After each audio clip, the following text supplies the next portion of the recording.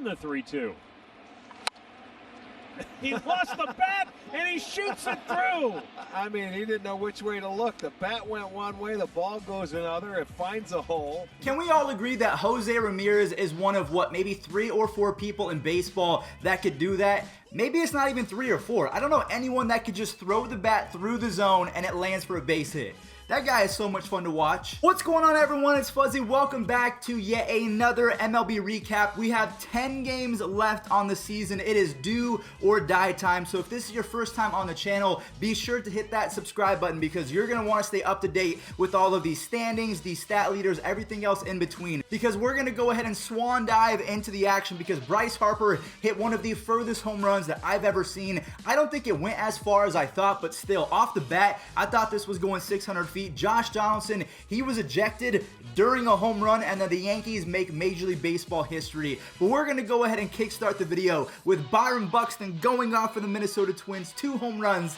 But they were playing the White Sox, so the White Sox actually came back and stole that W. And for the first time 12 years ago, so I was 12 years old the last time that the White Sox were in the postseason, Jose Abreu hit his 17th home run and drove in his 51st RBI. That is #1 in all of baseball. So what we're going to do right now before we show the Josh Donaldson ejection, we're going to talk about the stat leaders. So if I go to MLB.com, we can see that the league leader in batting average is DJ LeMahieu at 373. So they have the batting crown front runner right now, as well as the home run king, Luke Voit, leading everyone with 20 bombs. You have Jose Abreu with 51 RBIs, Adalberto Mondesi with 17 stolen bases, and Fernando Tatis with 46 runs. So pretty much all of the offensive stats are being dominated by American League players. Now, if we go to the pitching side, it's kind of the same thing. So saves goes to Liam Hendricks with 13. Trevor Bauer, my boy, has a 1.71 ERA, which I think is just below Shane Bieber at 1.74.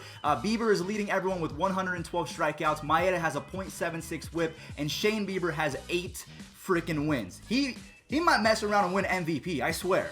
But what we're going to do right now is we're going to go ahead and show the Josh Donaldson ejection because I thought it was a lot of fun. I unfortunately don't know the backstory. I just know he hit a home run and he must have had some issue with the umpire because he did this.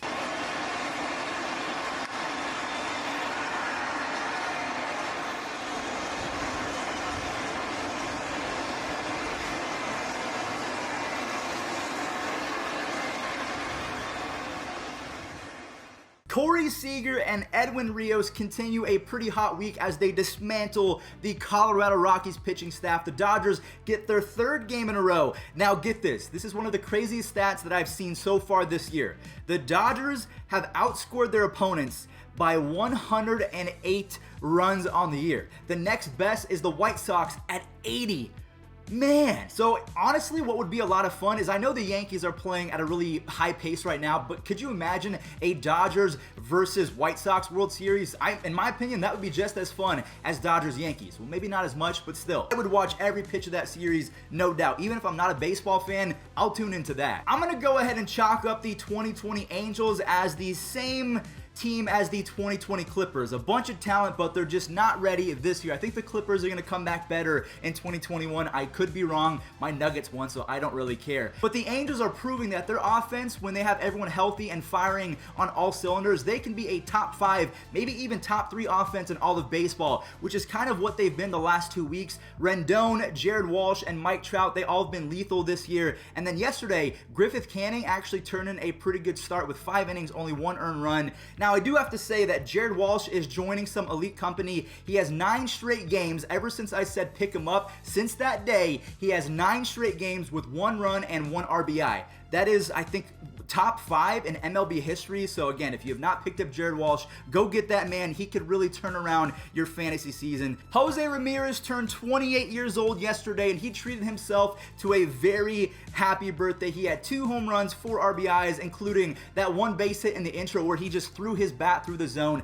Shane Bieber also gave him a present by throwing 8 solid innings. Now, unfortunately, the shutout was ruined in the 8th because Castro hit a home run. I think that Castro is going to be a very good shortstop in the near future, but the Indians got a very much needed win as they were on an 8-game winning streak. I wish that we were on an 8-game winning streak. I meant losing. My bad. We lost 8 in a row before yesterday. Now, of course, they're playing the Tigers, so does that really count? No. LeMahieu fight.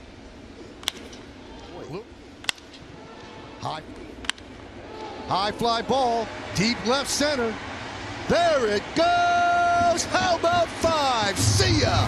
A home run for Gleyber Torres. The New York Yankees made Major League Baseball history yesterday. They hit 5 home runs in a single inning yesterday. I think that's the first time they've ever done that in Yankees history, maybe even MLB history. But their 19 home runs, I think it's 19, was a record for a 3-game series. I mean, they are just going off right now. Stanton, he's back in the lineup. He goes 4 for 5.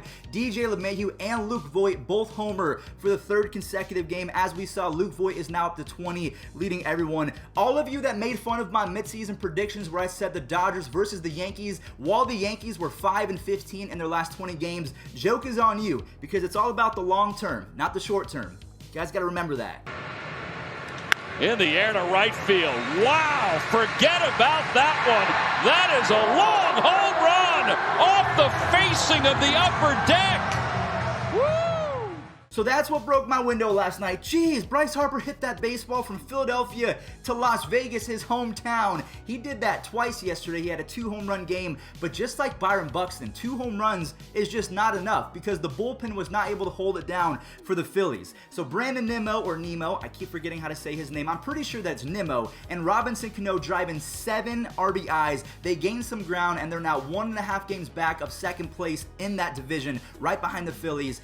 Brandon Workman has been awful so far. He has 3 losses and an almost 7 ERA. They also acquired David Phelps, who has an 11.3 ERA, and then David Hale. I don't even know what Heath Hembree's stats are because I didn't look them up, but the Phillies bullpen, it's the worst in baseball by far. Maybe it wasn't Gabe Kapler. I don't know. Maybe he was a whole lot better than I thought because the Giants are playing great baseball this year.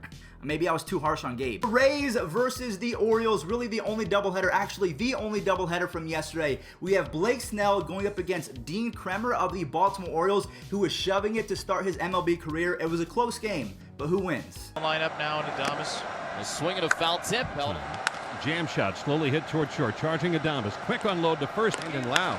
Pitch is lifted in the air to left, should be in front of the track, makes the catch. Perez tags. Heads for home. Here comes the winning run. Line into left. Backhanding is Joey Wendell. Throws to second. He is out at second. As you guys can see, Blake Snell was able to lower his ERA to 3.05 in a very good comeback year. In 2019, he was not good whatsoever. And on the flip side, Kremer looks like he is going to be pretty good for the near future unless he ends up like John Means, where John Means was good for 1/2 and then he absolutely imploded. Same with Matthew Boyd. But for Kremer's sake, because he went to UNLV, my college, I'm hoping that he does well. And then in game number 2, the Rays dominated as well with an offensive eruption. They secure a playoff spot. So the White Sox have secured a spot, the Dodgers, and the Rays. I think those are the 3 teams right now that have secured a spot, maybe even the Padres, but I can't remember. Alex Verdugo turns in back-to-back 3-hit performances as Rafael Devers and Kevin Plawecki driving all 5 runs against the Marlins yesterday. Now, luckily, some of the other teams lost, so the Marlins did not lose any ground. I'll show you the standings. There's not much wiggle room. 5 different San Francisco Giants players drove in an RBI as Wilmer Flores triples in the 7th inning to give them a lead, and they won't give it back. The Giants are still in 7th place, so they're sitting kind of snug, but just like I said previously, there is not much wiggle room. So they're playing great baseball, and I think that they're very confident going into October. But if any slip-up happens where a team loses 2 or 3 games in a row, that could be their entire season washed away in just the blink of an eye. And then the final 2 games from yesterday, we had some really awesome performances from some left-handed pitchers. First, we had Steven Brault turning in his best start of his MLB career, a 9-inning complete game, only 2 hits, 1 earned run, and 8 strikeouts. Easily his best start of the year as the offense had his back. They are making the Cardinals sweat right now because the Cardinals are officially out of postseason contention right now. They can still claw their way back, but they're playing awful baseball as of late. And then last but not least, Framber Alvarez. Just joking. It's a really bad joke, but I like doing it. I like messing with you guys.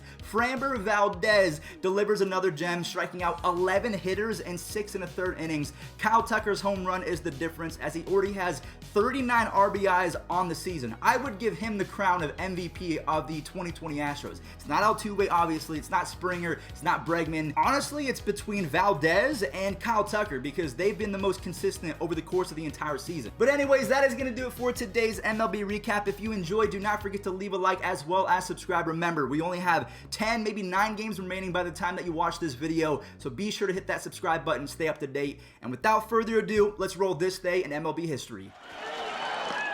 He got him. He ties his own record 10 years later from April 1986. On September 1996, Roger Clemens does it again. Well, you saw baseball history.